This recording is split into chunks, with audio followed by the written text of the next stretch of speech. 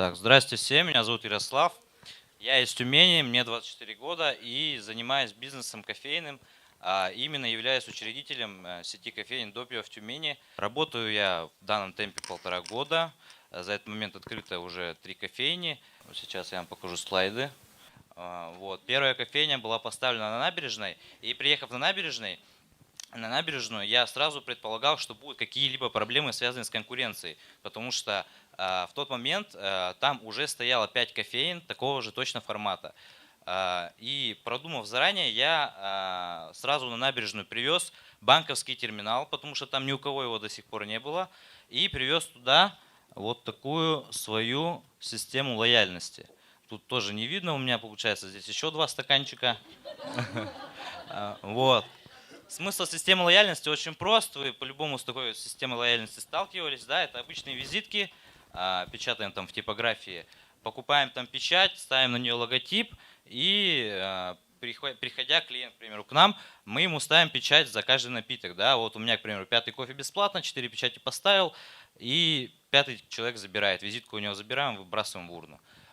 Вот в таком темпе я работал примерно год.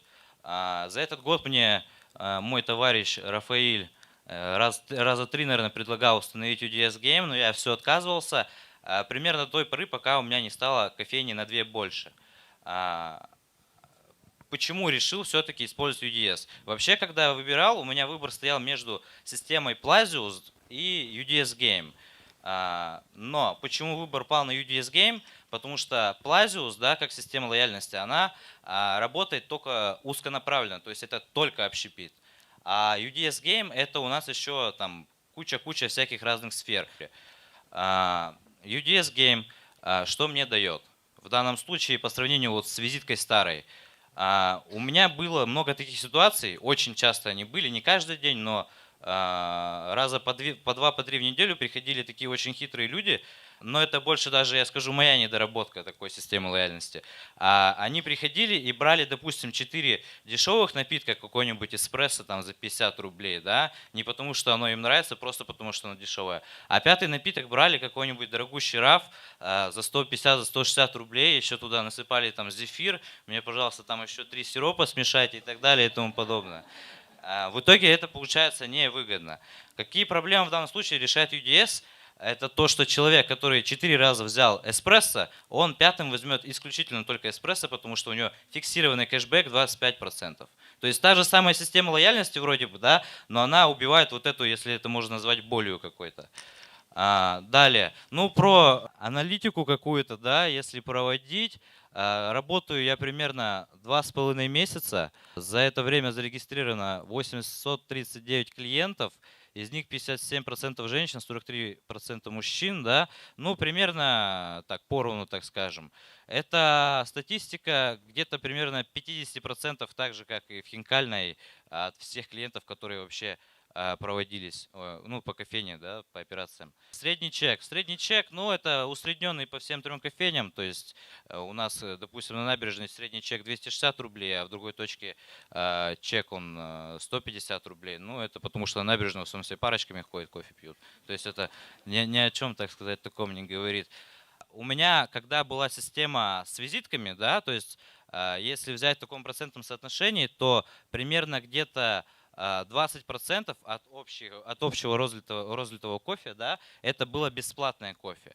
В связи с установкой приложения у меня бесплатные стаканчики уменьшились на 10%, да, ну примерно там не 10, может 15, точно не считал, да, общий счет у нас вот 329, 689, да, а скидки 38, ну это там процентов 13, да, то есть уже я лишние деньги себе в карман получаю, и это не потому, что у меня там меньше клиентов стало, да, просто есть все равно определенный круг людей, у которых там кнопочный телефон, там памяти на телефоне не хватает или еще что-то, но им это как бы не принципиально, и тем не менее мы все равно им копим баллы для того, чтобы эти клиенты в будущем, когда они себе приобретут нормальный телефон, да, сенсорный, там, с памятью с большой, они смогли себе скачать, и у них уже были какие-то накопления.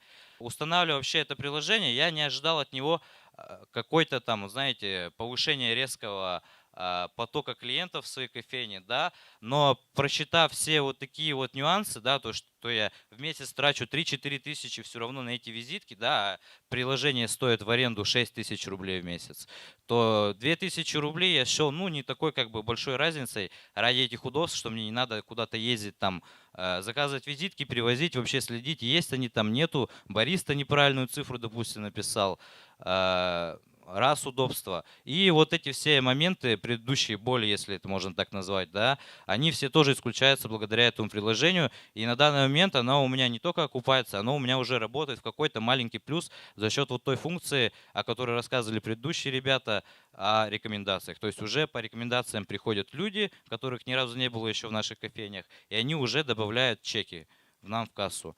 Как вывод, скажу, что приложение с целью повышения оборота вот в данной сфере, как моя, устанавливать нет никакого смысла. То есть тут люди больше обращают внимание на сервис и на вкус, но с целью того, чтобы клиент возвращался снова и снова, это приложение прям само то и подходит, как, не знаю, ничто другое, наверное. На этом все. Всем спасибо за внимание.